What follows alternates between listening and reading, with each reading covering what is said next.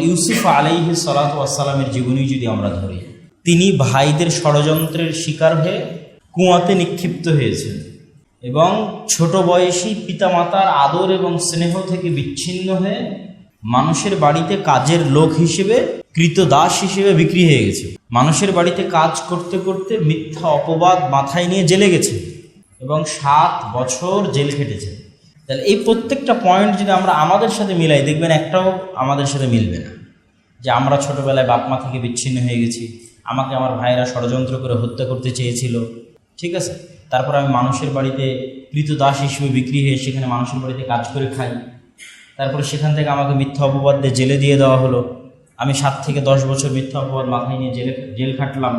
একটা পরিসংখ্যানেও আপনার লাইফের পরিসংখ্যানের সাথে ইউসুফ আলাইহিস সালাতু ওয়াস সালামের জীবনী আপনি মিলাতে পারবেন না। অথচ তিনি একজন নবী, তার বাবা নবী, তার দাদা নবী এবং তার পর দাদাও নবী। তার বাবা হচ্ছেন ইয়াকুব আলাইহিস সালাতু ওয়াস সালাম, তিনি নবী। তার দাদা হচ্ছেন ইসহাক আলাইহিস সালাতু ওয়াস সালাম, তিনি নবী। এবং তার পর দাদা হচ্ছেন ইব্রাহিম আলাইহিস সালাতু ওয়াস সালাম, তিনি নবী। এই জন্য রাসূল সাল্লাল্লাহু আলাইহি ওয়াসাল্লাম বলেছেন, কতই না সৌভাগ্যবান ইউসুফ, আন-নবী ইবনুন নবী ইবনুন নবী, যে নবীর ছেলে নবীর ছেলে নবীর ছেলে নবী, অনেক সৌভাগ্যবান।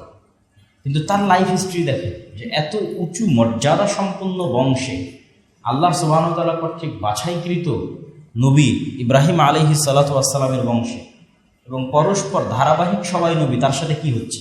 তাহলে বাহ্যিক দৃষ্টিকোণ থেকে দেখলে তো এটা মনে হবে যে এটা পরাজয়, বাহ্যিক দৃষ্টিকোণ থেকে দেখলে তো মনে হবে অসহায়।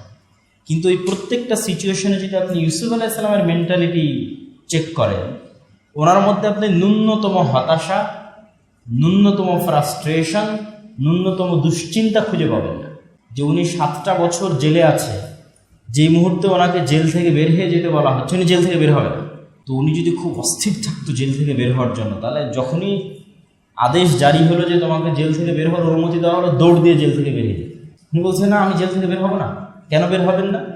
তো বলে, যতক্ষণ আমার নামে যারা মিথ্যা অপবাদ দিয়েছে তারা ক্লারিফিকেশন না দিবে যে তারা আমার নামে মিথ্যা অপবাদ দিয়েছিল, শহরের মানুষের সামনে প্রকাশ্যে না বলবে, ততক্ষণ আমি ইউসুফ, আমার আত্মমর্যাদার হানি হবে যে আমি স্বেচ্ছায় জেল থেকে বেরিয়ে যাব। অথচ 7 বছর থেকে উনি জেলে আছে।